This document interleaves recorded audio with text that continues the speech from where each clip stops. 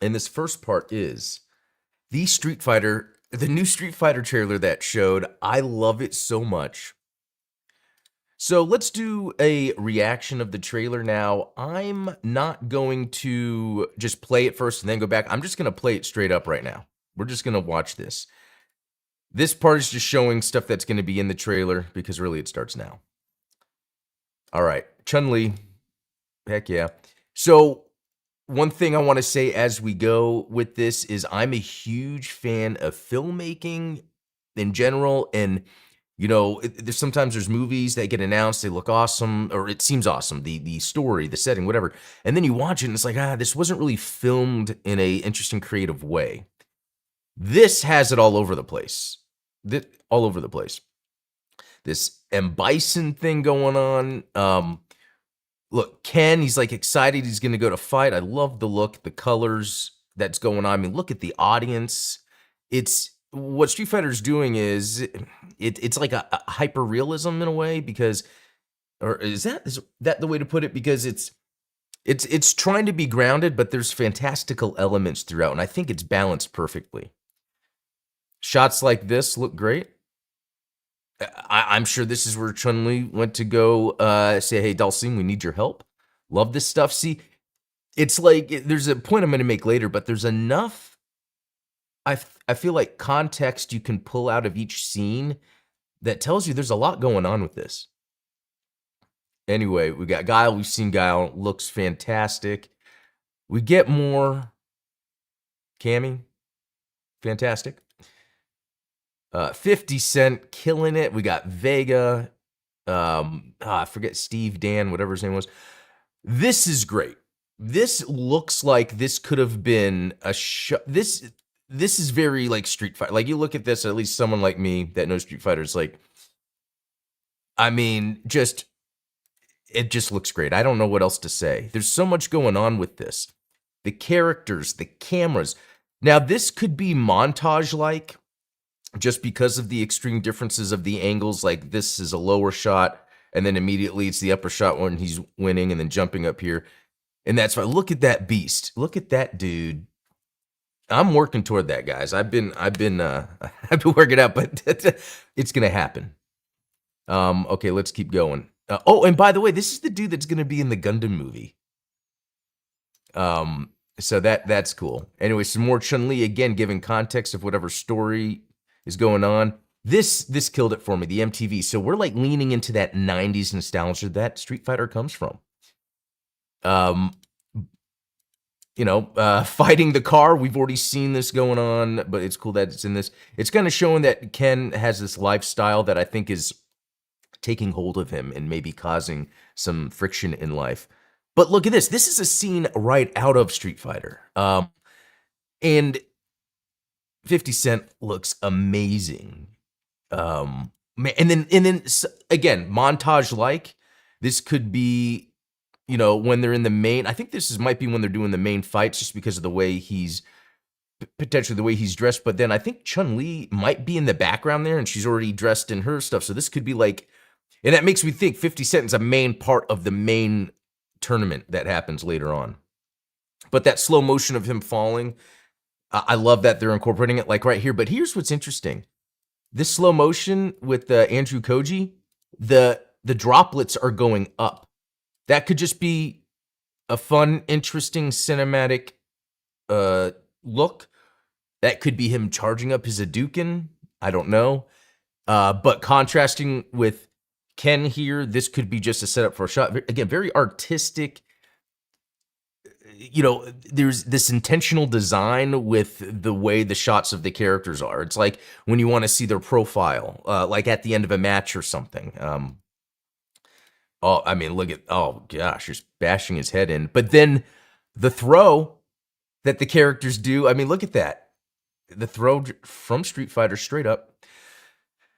Some more story building here where we see like Ken and Ryu have had a past. It's awesome. It plays off even the old movie and the 90s when the games took place. Again, some more story. Zangief looking like a badass. Again, Chun-Li like, hey, we need you in Mortal Kombat. No, I'm joking. That's different. And then, yeah, this is when like Ken's probably at his lowest. And then that's when she's like, hey, we need you. Let's look at this poster real quick, just because, oh, I love it. 1993, right? That's when the game came out, or 92, whatever. World Warrior Tournament 2. I mean, it's almost like this is like, and you see there's destruction. Is that destruction or just the buildings just look like they haven't been completed yet? But I don't know how much of this is there's going to be flashbacks or it takes place during that time period. I think it's going to take place during that time period. And then there's some more Ryu, and they're like, hey, we need you. And Ken's like, hey, I hate you. We're not friends anymore. And he's like, come on, buddy. We can't be doing this. And then what we're going to see is really good kung fu choreography. This isn't like quick shots and cuts that are edited together. These are actual moves that are done for, like this, like choreographing that spin, landing on the couch. And then we get to the cool bad guy shit because we have this tornado with a helicopter flying and then Bison saying stuff. And it just looks so cool. And we can even hear M. Bison's voice, and it's cool. I think it's going to work. Anyway, we see the Okay, that's cool. Yeah. Okay, we see the characters having character. We need that. Again, context for each scene here there must be more to it. Dalsim looking like a badass. So it looks like maybe at some point in the movie where the characters together, they just start fighting each other like in a bar or something unrelated to the tournament. And that's so again, we're getting tournament stuff, we're getting side stuff, and then we're getting the personal interactions between certain characters. So much could be going on in this movie. Flash kicking him into the wall. Oh, and then we got, I mean, this is a great exchange. This is exactly what the fans wanted. Cammy making a remark of Chun-Li's thighs. You know, that is something we are all interested in. And then, of course, you have to have the Cammy cake. And they pulled it off. It's tasteful. It's excellent. And then, of course, again, another character interaction. What's that character interaction between Cammy, Chun-Li, and the interactions between Ryu and Ken? The dynamics are going to be crazy. And then we see her doing her spinning kick.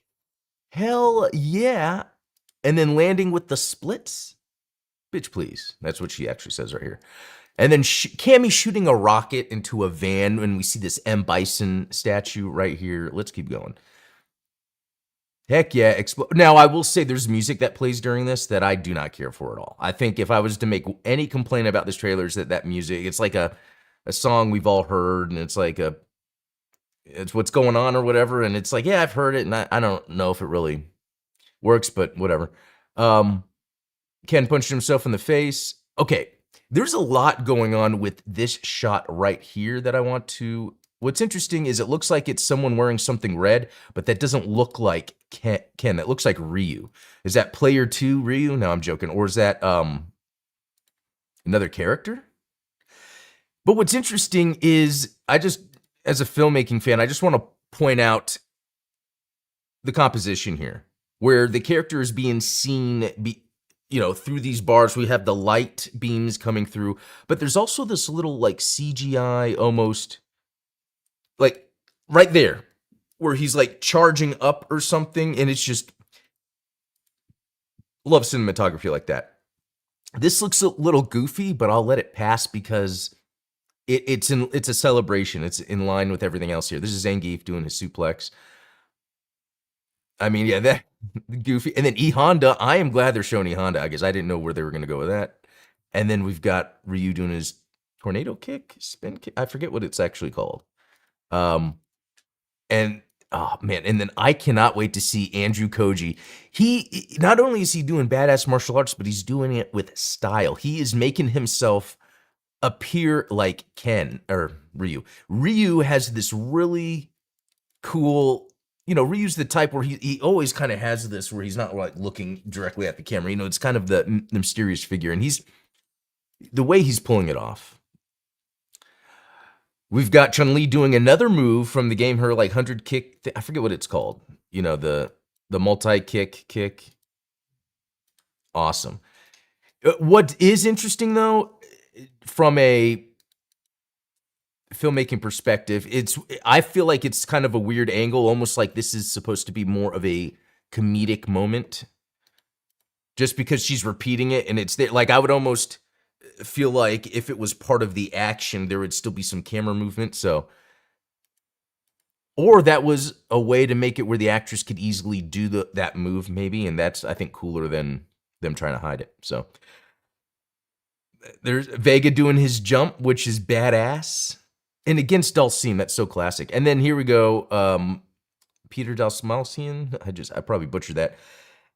As M. Bison, and people are like, what the heck? But I mean, it just looks cool. And then Akuma charging up his fireball, shooting Ryu. 50 Cent as Balrog makes mention of this abracadabra shit, and I like that because that adds a grounding, because Balrog is just a boxer. I don't even think he kicks.